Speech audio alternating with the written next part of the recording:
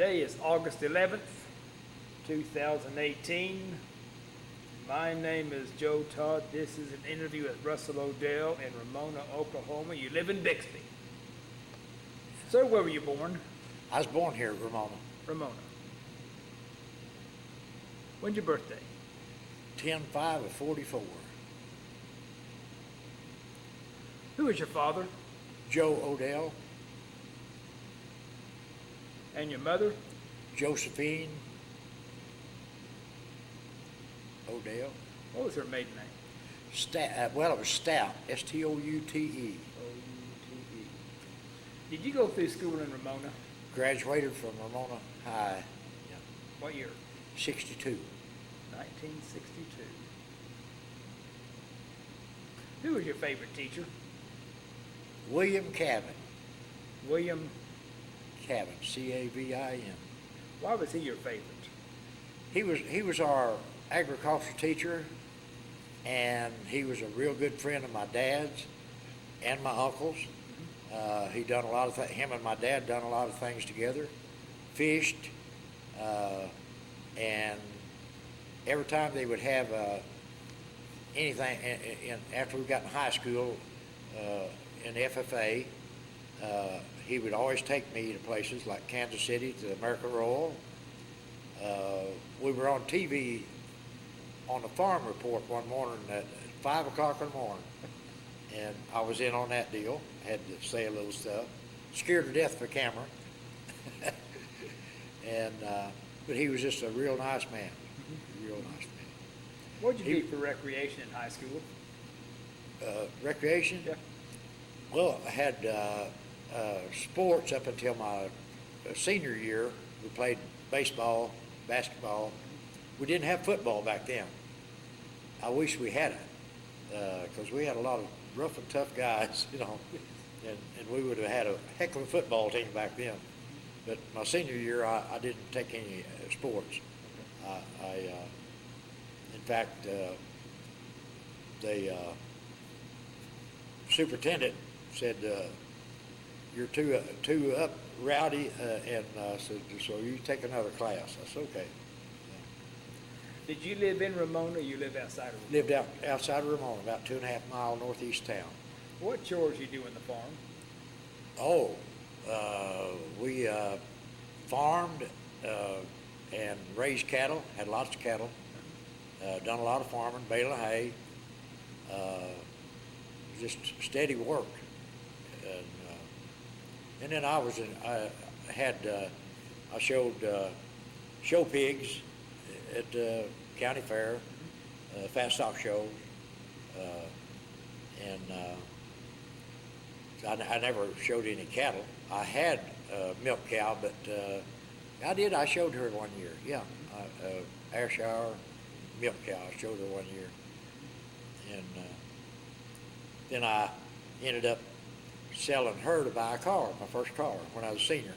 Yeah. What car did you buy? 50 model Ford. 50 model Ford. Yeah. All she brought back then was a 137.50, and when I asked a guy about the 50 model Ford, he said, "How much money you got?" And I said, "I got a check for 137.50. He said, "Sold." Yeah. So that was my first car. Okay. What did you do after high school? After high school, I went to work. I went that summer. Went to work for Phillips Trucking Company. Worked in the mailroom, and then that fall, I went to work for Kermit Straw. Had the Texaco dealership in Marsville. What's his name? Kermit Straw. Okay. He had the Texaco bulk station. Okay. And I delivered gasoline to the Texaco stations and a lot of farms. I had quite a few places down in through here, Ramona, that I delivered gas to. And then I went to work for M.J. Lee Construction, and was driving a truck. And then I left them and went to Ellsworth Brothers Truck Lines out of Stroud, and stayed in the trucking business up until I got drafted. And then I came back from the Army and went right back to. By that time, they had sold out to Chemical Express out of Dallas, and I got my old job back, and then progressed on from there. Become an owner-operator, bought my own truck, owned 9 of them, wore out 9 of them, and myself, and then retired and went to raising cattle all together, and worked more now than I ever did. Now, when were you drafted? When were you drafted? 1967. Remember what month? June. Yeah. Reported in June, 67. Where'd you go for your basic training? Fort Bliss, Texas. That's where I went. Tell me about basic. Do what? Tell me about basic. Oh, basic, it was something else. Yeah, it was hot. And we done about everything. We had some good drill instructors, and all of them were old Vietnam returnees, and they done the best they could to teach us when to get down. And but other than that, basic was not bad. We were in new barracks, air-conditioned barracks. Is that on Logan Heights? Is that what they call it? The new part? Yeah. Had all the new 2-story barracks, air-conditioned, nice latrines, and wasn't them old wooden things. Yeah. Yeah, wasn't like the old time. What type of training did you have in basic? Well, we done all types of physical training, marches, had to qualify with M14s, and bayonet. We had a little bit of everything. Yeah. The physical training was the push-ups and all of that was a little bit rough, you know. So, but we all made it to it. How was bivouac? What? Bivouac. How was bivouac? Bivouac. Bivouac. Oh, we bivouacked out in New Mexico. McGregor Range? In that, yeah, in that white sands. Yeah, centipedes and stinging scorpions. Had to check your bunk, or had to check your cot for stinging scorpions because they had them out there. Mm-hmm. And yeah, we had that out there. Yeah. What's your most vivid memory of basic? Best memory of basic? I don't really think I had real good memory of basic other than the chow line. We had good chow, some of the best chow I ever had, and you eat all you want. Mm-hmm. Yeah. But other than that, we had a lot of fun. Most all the guys that was in when I were in were at least 20 years old, 19, 20, 21. I was 21, I think. Going on, yeah, I was 21, yeah. A lot of older guys, wasn't a lot of young, gung-ho boys, you know. Any of the guys sneak off to Juarez? Any what? Any of the guys sneak off to Juarez? No, we didn't none of us go to Juarez. We went to El Paso on a first leave after, I think, 6 weeks or something like that. But we didn't go into across the river. How long basic last? 8 weeks. 8 weeks. Yeah. So after basic, where'd you go? Went to Fort Huachuca, Arizona for transportation because when I got drafted, and my father-in-law told me, said that if you'll go down to the recruiting office and talk to the recruiter and sign up an extra year, you'll get maybe what you want because you know where you're going to go by being drafted. From basic at Fort Bliss would have been Fort Polk, Louisiana, infantry training, and straight to Vietnam. So I signed up for transportation because that's what I've been doing. And when I left Fort Huachuca, I was number 1 in the class, and I was promoted to PFC. And I went from there to Fort Hood, Texas. And at Fort Hood, Texas, waiting on orders for Vietnam, I got stationed at Robert Gray Army Airfield, west of Killeen, to bringing in the C-130s, loading up the helicopters to go to Vietnam. Now, what did you do at Fort Huachuca? Fort Huachuca was the main thing about transportation. Okay. Nighttime convoys with jeeps and the deuce and a halves, and we were there 8 weeks. Okay. And it was kind of a wasted time in a way, but we had to do it. Now, were you trained to be a truck driver? Or? Trained for truck driver. Okay. Yeah. What trucks were you driving? I never did really drive one other than a Jeep and a deuce and a half. Because once I went to Vietnam, it all got changed. Yeah, but when I was there at Robert Gray, we would bring the helicopter or the C-130s in and park them, and they'd load those helicopters up and take them to Vietnam. And then President Johnson and his wife came to Air Force One, flew into Robert Gray. They flew up on a helicopter and landed. We got to see the president. I mean, I was 4 foot from him when he walked by. We had Secret Service men all over that airfield. We didn't know who was who.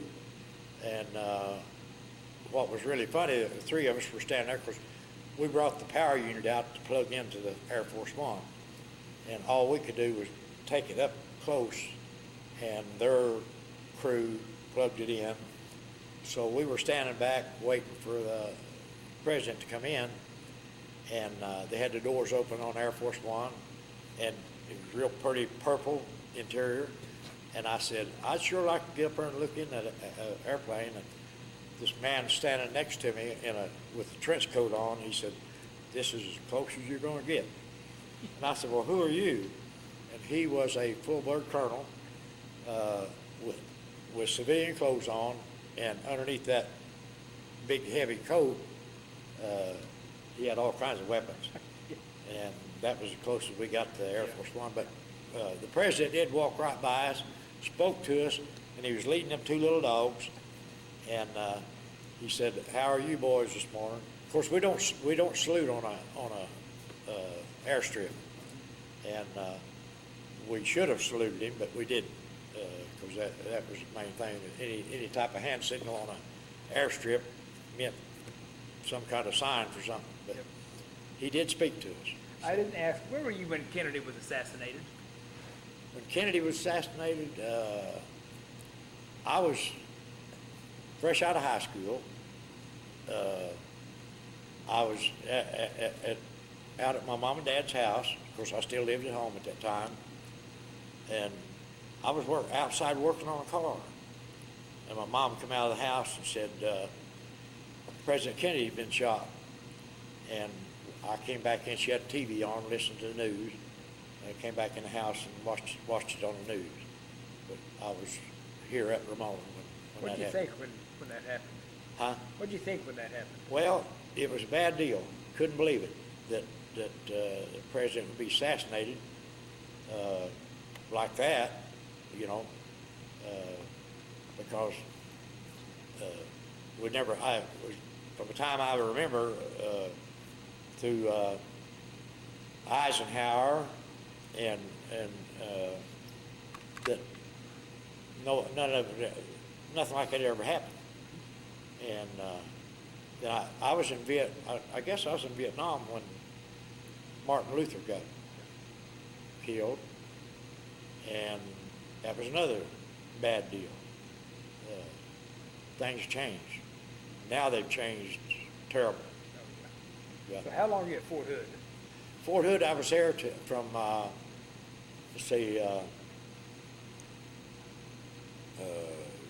July, August, September, October,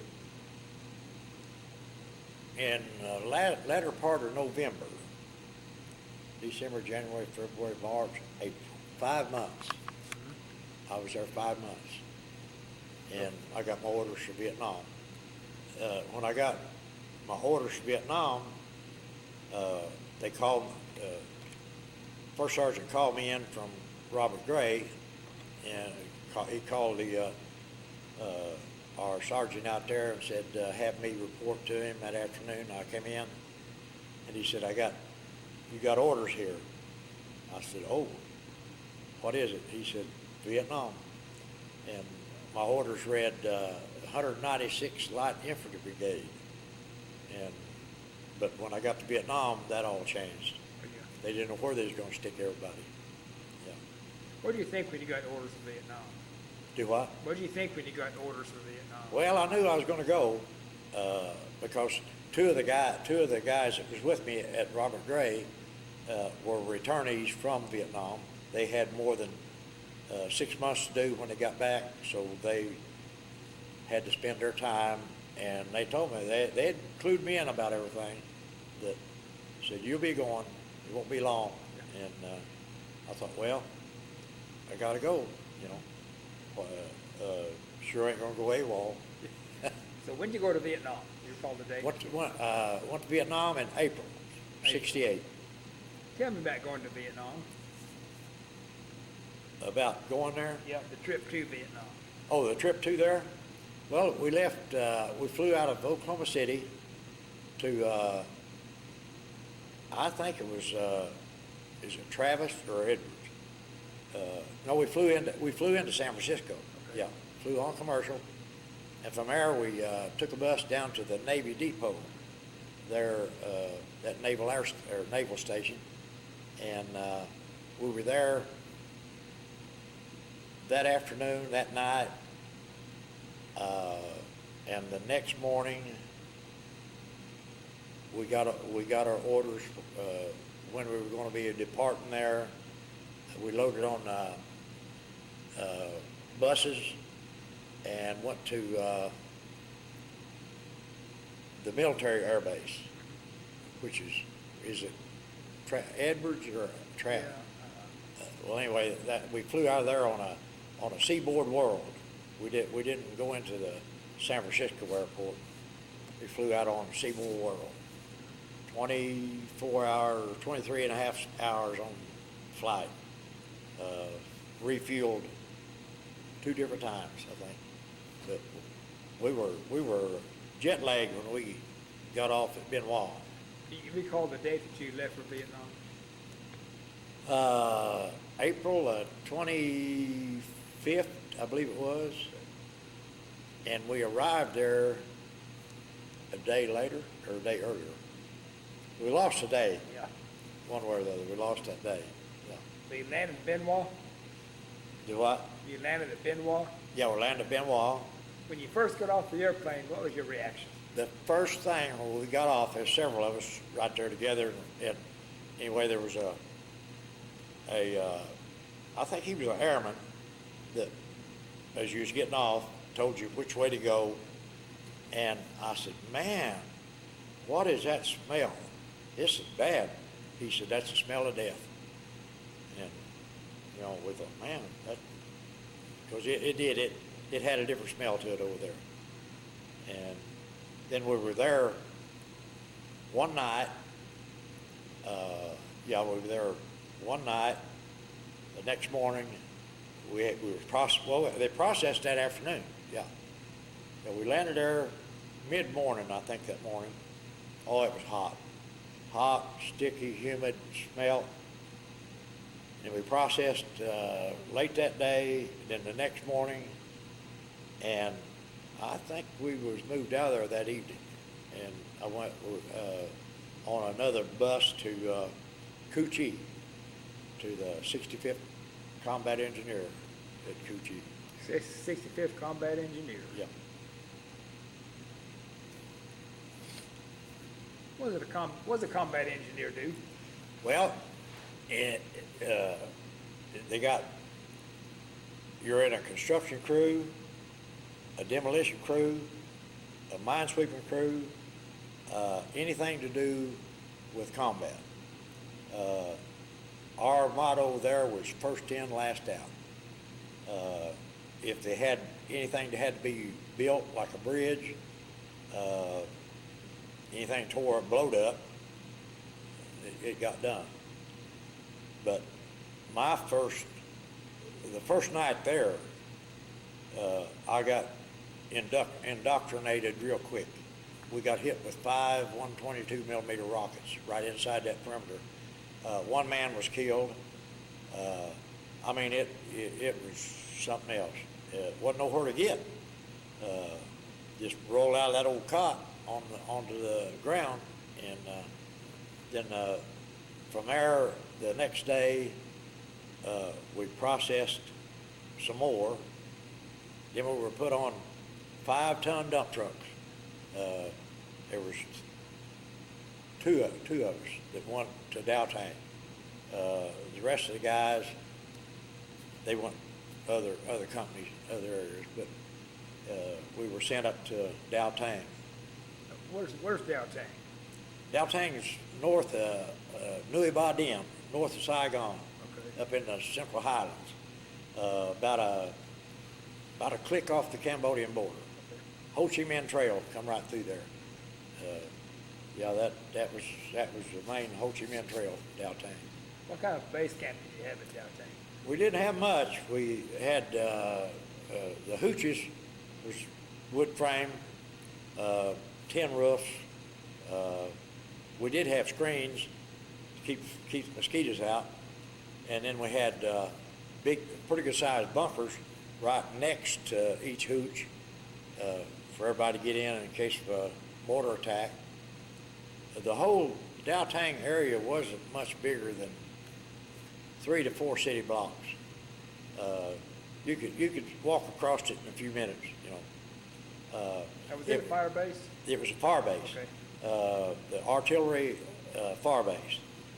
And the 2nd of the 27th Wolfhounds, which was a leg infantry unit, was one of the companies, I don't remember whether Charlie Company or what, was attached there. Then the rest of it was all artillery guys. And then the engineers. And there wasn't a whole lot of us there as engineers, but I got indoctrinated as soon as the first day I got there, took me out to the ammo dump and showed me how to rig up explosives. And as far as truck driving, that was no more. Now, how do you rig up an explosive? Well, if depending on what you want to blow, you had to figure out how much explosive you use. We had C4 was the best. We had TNT, and just a small bit of C4 will do a pretty good blow job. And showed us how to cut off 6 inches of deck cord and see how long it took for it to burn, so you know how many feet to use in order to get away from whatever you're blowing up. And showed us how to crimp the caps. We crimped the caps for the teeth onto that demolition cord, and learned how to do all that. What kind of perimeter did you have? We had bunkers, pretty good reinforced bunkers all the way around. I think there was 18 bunkers around that perimeter. So it wasn't that big. And each bunker was, far as out there to that edge of trees, that'd be what, 200-300 feet? Yeah. Apart. And every other bunker had a 50 caliber machine gun in it. The bunkers in between had 60s.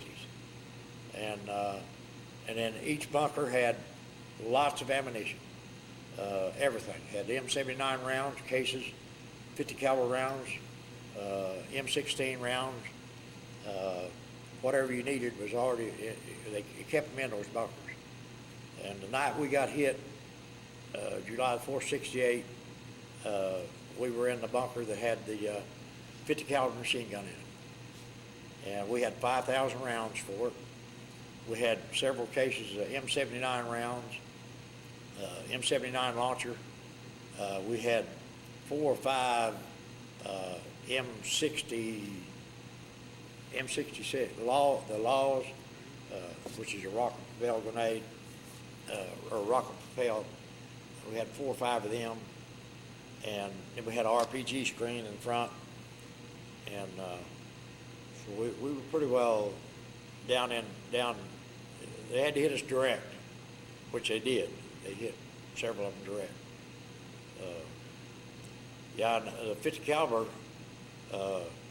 they definitely, the VC and the North Vietnamese didn't like them. You blow a tree down with one of them, and they were big firepower.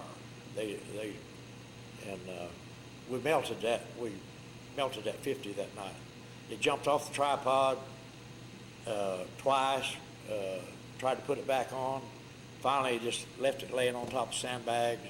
And then after the bunker next to us blew up, I had to get out on top of that bunker with a case of M79 rounds and start firing the M79 all out through there, just as many as I could put out. And old John Adams was in the bunker with me. I don't remember the other guy's name. He was a pretty good guy, but he was scared to death. We was all scared to death. But Adams fired that thing till it wouldn't. He had to hand crank it every time and fire, crank, fire, crank, fire. But we're supposed to oil them, but we didn't have time to oil them. No, fired that thing till it quit. Everybody did. And then right before daylight, Spooky, or it was Puff the Magic Dragon, which was a C-47 gunship, come in with the miniguns on it, and he sprayed that area out there. He looked like he had 4 red ropes hanging down, continuous, spraying all that area out in front. Yeah. And the deal that they wrote up in Star Stripes, it told how many was wounded and how many U.S. was killed and wounded, but didn't say that we killed 27 of them. We had 27 bodies. No telling how many they carried off. There had to be a lot of them carried off because as much firepower as we put out had to be. And they had to be a pretty good sized force to fire that many rounds, 500 and some mortars and 42 of those rockets. It wasn't just 2 guys done that. Did they make it to the perimeter?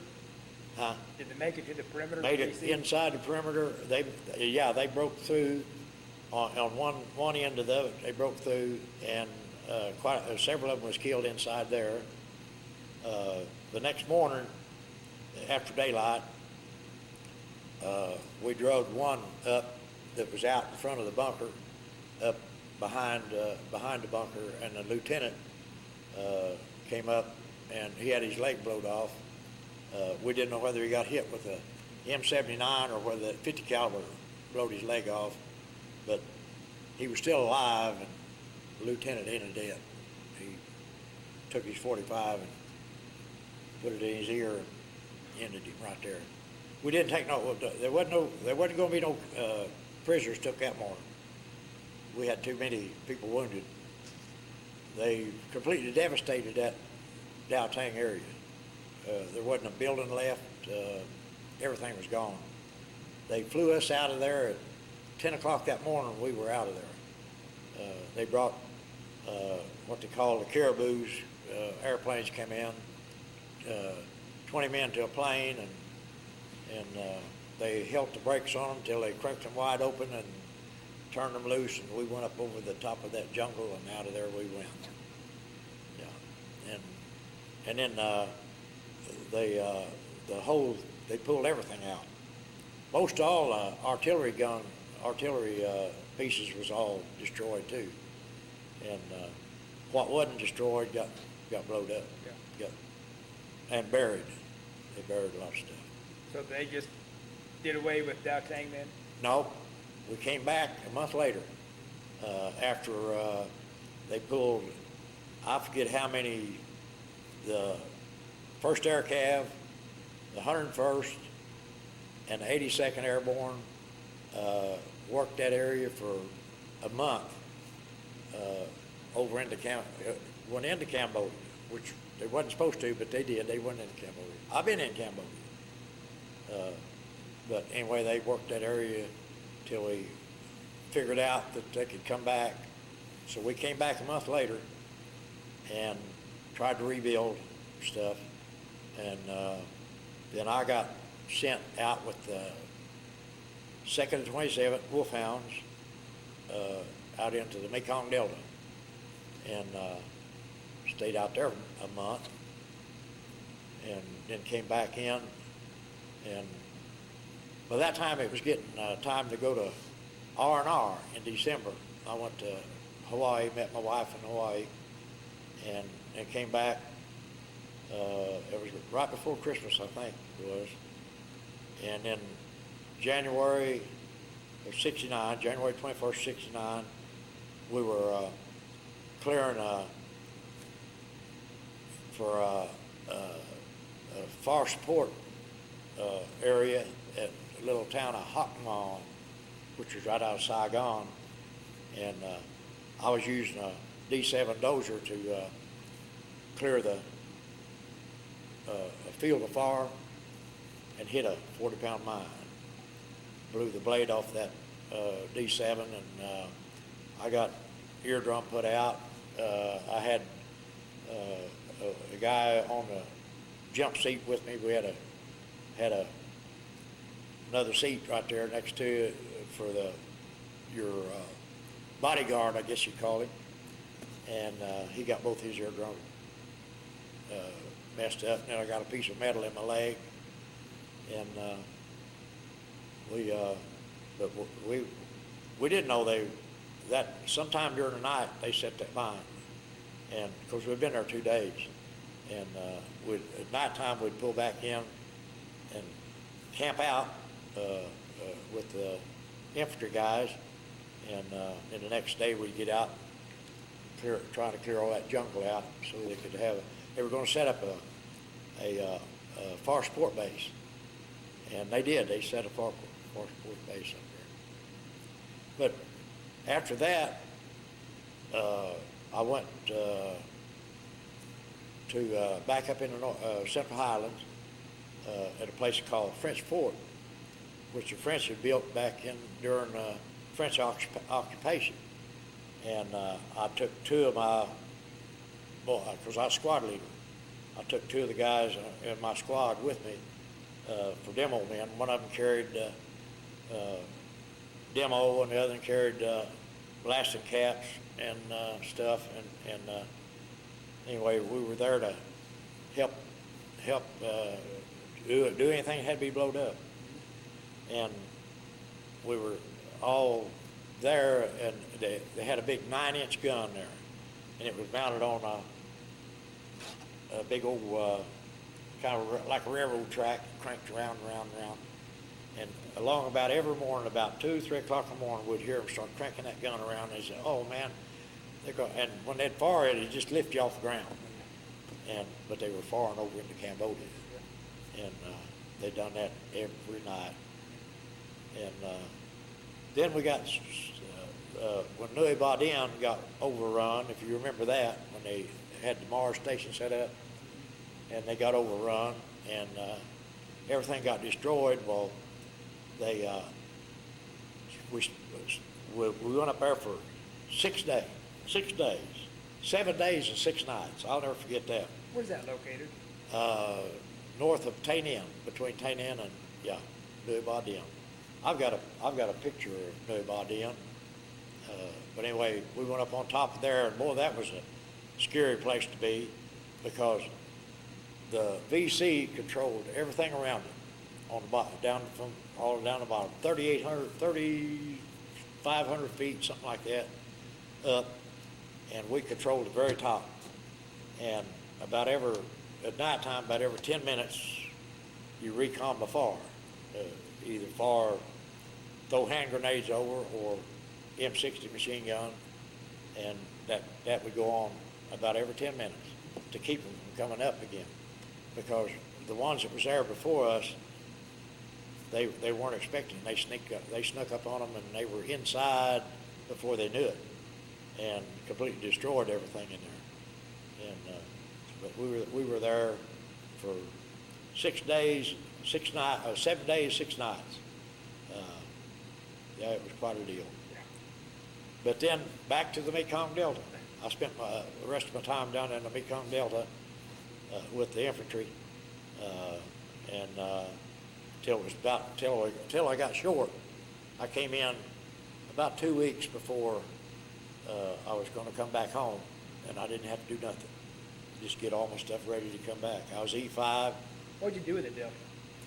We went out on daytime sweeps, marched out through that old swamp, and about half the time they'd either Eagle Flight would come in and pick us up, bring us back, or they would Eagle Flight us out, drop us out, and we'd walk back. We were set up in an area that was pretty well dry, was on top of where a bunch of North Vietnamese Viet Cong were buried at, and that's where we set up at. And there was only a infantry company, which is about 39 men, reinforced platoon is what you could call it, and then three engineers, and they landed us one morning in a hot LZ in that delta. We were taking small arms fire, and when the co-pilot on that helicopter jerked his helmet off and hollered back at us, said, "We're coming in about 6 foot off the water," said, "Y'all just bail out." And I was on the third chopper coming in, 6 men to a chopper, and I was a third chopper in. As 18 men, I was the third man to hit that hedgerow. I walked on water that morning. Yeah, because we were taking small arms fire. Yeah. And then it was we had to cross that old canal, and I'm not a very good swimmer, especially if you got. Of course, we didn't flight jackets. I threw mine away the first week I had it. Didn't need it. Too heavy, too hot to wear one. 2 bandoliers of ammo, 14 clips, plus a 45, an M16, and a canteen. I didn't need no more weight. And to go across that canal, water was up to here, just hoping it didn't get any deeper, you know. Yeah, but it was a good experience, yeah. I'd like to go back and see what the country looks like, how they've rebuilt it. It's a beautiful country. Yeah. We didn't leave it in very good shape. We got to see the B-52s. We were out on a sweep one day, and the lieutenant said there are going to be a B-52s just right ahead of us up here dropping. And so we laid there and watched. We didn't ever see the airplanes, but all of a sudden, boom, boom, boom, boom, boom, boom, boom, for miles long, those B-52s hitting. Yeah. Now, in the 65th Combat Engineers, what was your job? My job, after I got good at it, was demolition. Demolition. Blowing things up. Okay. Anytime we had anything that had, like, we'd be on a sweep, and if they found any weapons, like one morning we found 5. Well, on that when we got dropped in that hot LZ, we had 5 dead bodies. So we had 5 AK-47s, had to be blown up. So and there was 2 155 rounds that were stuck in the mud.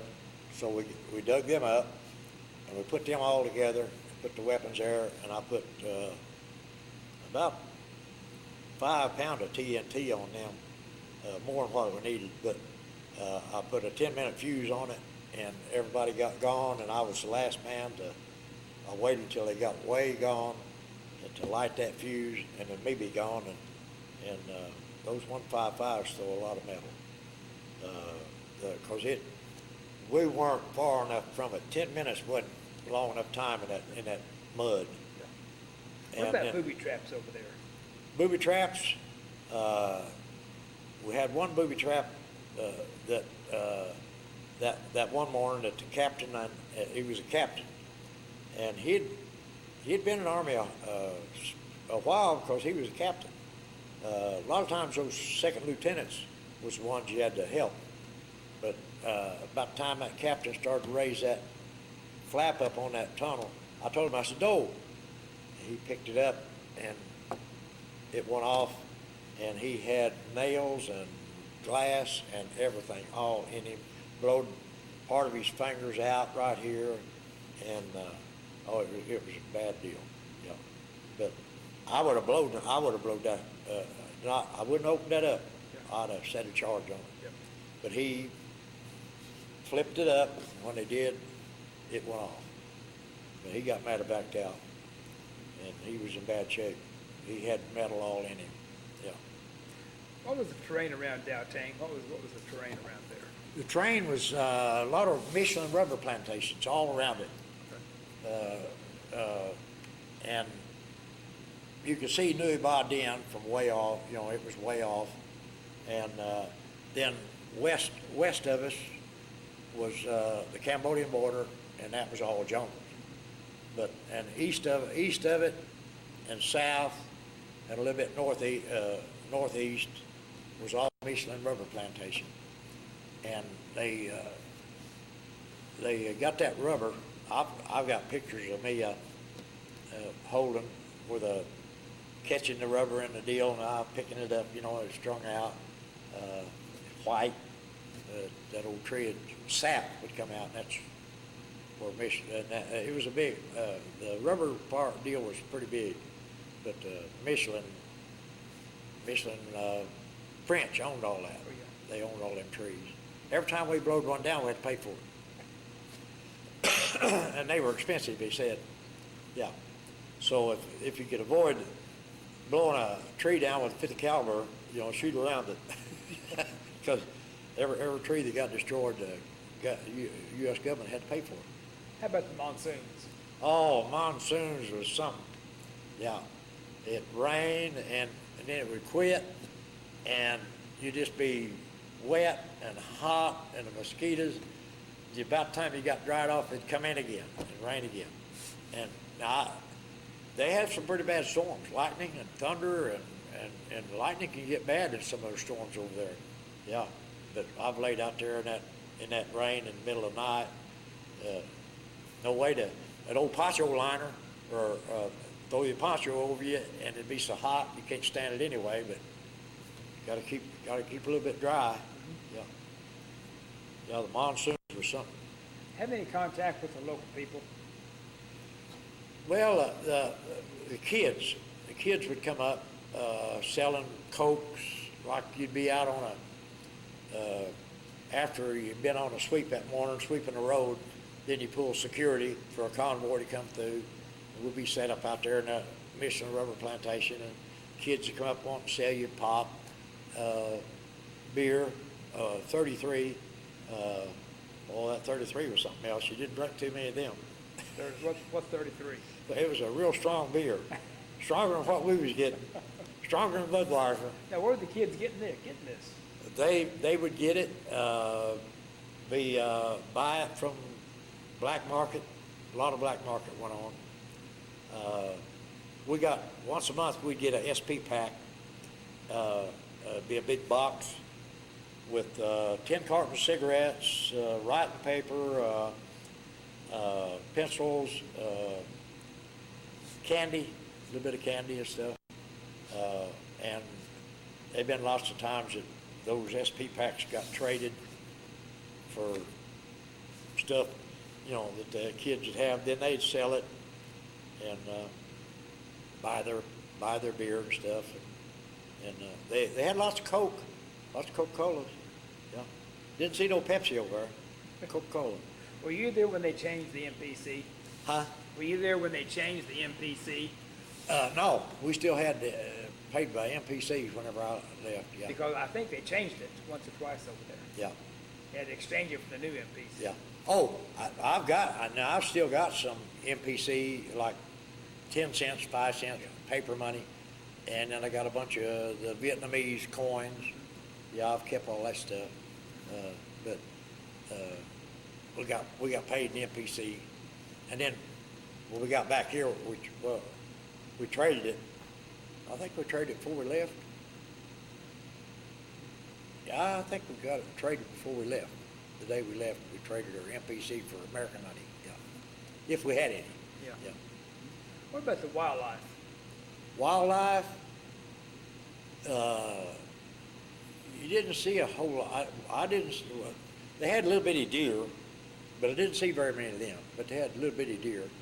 As far as anything else, there's snakes. They had quite a few snakes,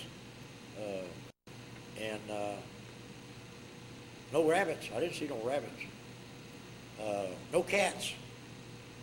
Quite a few dogs, but I think they ate them cats. You ever work with the mountain yards? No, never had. Okay. Mountain Yards was a little bit farther north. Okay. From us. Okay. Yeah. The Marines, I had a friend that was in the Marines, and they done a lot of stuff with the Mountain Yards. He was stationed closer to DMZ. Yeah. They were farther north. Yeah. How long were you in Vietnam? I was there 1 year. 1 year. Yeah. 1 day short of a year.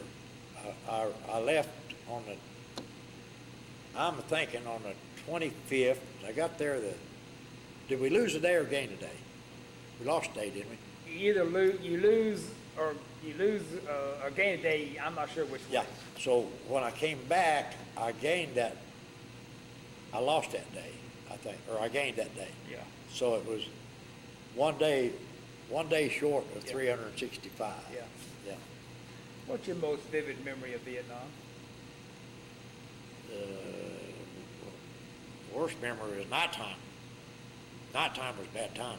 Why? Dark. We had starlight scopes that didn't work very good, not like what they got now. If you saw anything move, it was pretty hard to pick anything out at night. But nighttime was the worst time. Even in the moonlight. And that night of 4th of July, 68, it was dark. It was dark of the moon right then. You couldn't see 1 foot in front of you. That was the main thing about nighttime.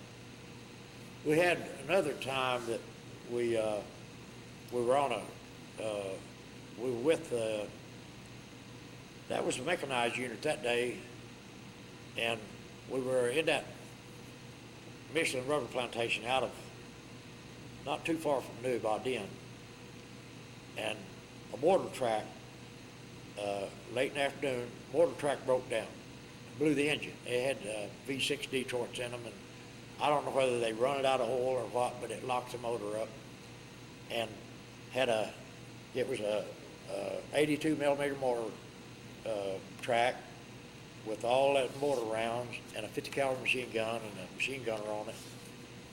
So the captain had me and my 2 guys to stay with the track in case we had to blow it up. They went on back in to Tay In, base camp, walked in, and was going to come back with a BTR, which is a tank retriever, and along about 7 o'clock that night, 7:30, it got dark. And I'll never forget, this one guy in my squad, Buldazo, he was Mexican, real nice guy, but anyway, he told me, he called me Russ. He said, Russ, he said, I sure need a cigarette. I said, well, light up. I said, they know we're here. They know right where we're at. Of course, we were about 30, 40 foot from that track, and that machine gunner was sitting up on that track behind that 50. And I said, go ahead, light up. They know we're here, and they ain't hit us yet. And so anyway, he lit that cigarette lighter, and that area lit up, and we heard a boom. And the old kid on that 50 had jumped. He bailed off of that track. He said, you crazy? He said, man. I said, hey, man, get back up on that 50 in case. I said, they know we're here. And along about the time we heard that old VTR coming, they backfired. They boom, boom, boom. We heard it coming. I said, they're coming now. And there was a full 100-leg infantry with that VTR coming to get that mortar track. We didn't have to blow it. And we was glad that they got there. because it was about 9 o'clock the time I got it hooked up, and we rode on the old VTR going back in. Yeah. Now, what's a VTR? It's a variable tank retriever. Okay. Or versatile tank retriever. Okay. They're like a big old tank, but they're bigger, and they use them to retrieve those tanks when something happens to them, or because it's big. And they had them old, I think they were V8 Cadillac motors in them, and they would backfire the way they had them set. When they let off on the gas, they'd backfire. You hear them coming. Yeah. In fact, the man that we just buried this morning, that's what he was a mechanic on a VTR in Korea. Yeah. Yeah. Roy said, "I know how them old things was." Yeah. Tell me about coming home. Huh? Tell me about coming home. Well, when we got ready to go, we came back with in our jungle fatigues, jungle boots, and a shaving kit. That's all we had, and got on them Seaboard World DC-10s. They're big old planes, and we flew back into California by way of Yokohama, Japan, Anchorage, Alaska, and then California. And we were picked up at the airport by the buses, military buses, and taken back to that naval base. And by that time it was late in the evening. We went in to be fitted with Class A greens, took our showers. They had our uniforms ready, all of our stripes, overseas patches, and everything on them. And we got dressed, and by 12 o'clock that night, we were on commercial airlines coming back home. There was three of us coming straight to Oklahoma City. So we flew back together by way of, I think Phoenix, Dallas, and then Oklahoma City. And we stayed on the airplane. Each time that airplane landed, people got off, other people got on. You could get off, but we were told to stay on the airplane. Why? Not go out into public because people was going to shun you. Yeah. And they did. They did. Only one man. We landed in Dallas. People got off. People got on. And I recognized a man getting on. He was right from Ramona right here. When I was a kid, he had the feed store up here. Later on, he got into a lot of money. He had a quarter horse stud that made all the championships at all the Dallas state fairs and all that. He got on it. He was getting on that airplane, and he walked. And I think he recognized me because he looked over and he said, "How are you boys? You coming home?" I said, "Yeah, we're coming home." The only one that said anything to us. And I thought many times, why didn't I try to talk to him? But I've told of course he's dead now, and I told his two boys not long ago about that experience. But it was Morgan Freeman. But he was the only one that spoke to us. Yeah. And he's a nice guy, real nice guy. But anyway, we were instructed to stay on that airplane, not get off. And now when we landed in Anchorage, Alaska, now of course Yokohama, Japan, we got off. We could get off and get something to drink, but we had to stay right there. And I think it was not. It was Japan, Yokohama. It may have been Guam. One of the places we landed in Guam and refueled. But anyway, we landed in Anchorage. We got off, and I'll never forget steward. We had stewards. I think there might have been one or two stewardess, but I think most of it was guys. Told us that if you guys want to get off, you might want to take a blanket with you. Nah, we don't need no blanket, you know. Oh, it was April, and it was 25 degrees. We came out of 105 degrees. Yeah, it was cold in Anchorage, but we got to go right in that area and stay. We stayed right there inside the deal, and there wasn't very many people there at Anchorage, but all them other airports coming back after we got in California, we knew not to get off. Stay on that airplane. Yeah. Would you join the Army again? Would I what? Would you join the Army again? I thought about it if I could, but I got, after I got too old, that it would have been a good experience, to, if I was young, yeah, I'd go back in now. They get paid better. When I was in there, first one in, it was, I think, $81 a month. Now they're making $1,300, $1,400. And then if you get combat pay, you get a whole lot more. I'd like to do a word association. I'll give you some words and you give me your reaction. Okay. The first one is basic training. Basic training? Mm-hmm. It was tough, but they made us tougher. Yeah. Fort Huachuca. Fort Huachuca was a lot more relaxed. Had a nice old E7 drill sergeant. He stayed, in fact, he had a room right there in our hooch, his own private room. He would shower with you. He was a good guy. We liked, Fort Huachuca was an easy deal, yeah. Fort Hood. Fort Hood, big, it was pretty big. It was a lot of wasted time before I went to Vietnam with nothing to do. Too many there with nothing to do. Too many had come back with nothing to do. Yeah. 65th Combat Engineers. Good outfit. A good outfit. Good leadership. Had some good first sergeants. I had one of the best first sergeants. In fact, I saved him from getting whooped one night.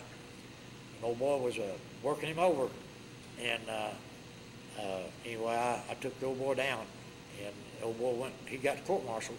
We had to go for a full-blooded colonel, because I was E5, and he was only a PFC, yeah. Yeah, I think he was PFC, but he was beating up on first sergeant, and I had to take him down, so he got court-martialed, and I got out of hitting someone lesser than my rank, and the first sergeant appreciated it. What's your first sergeant's name? I've thought about that many times. I wished I could have remembered his name. Big black man. Yeah. Dow Tang. Huh? Dow Tang. Dow Tang. Dirty area, a lot of dirt.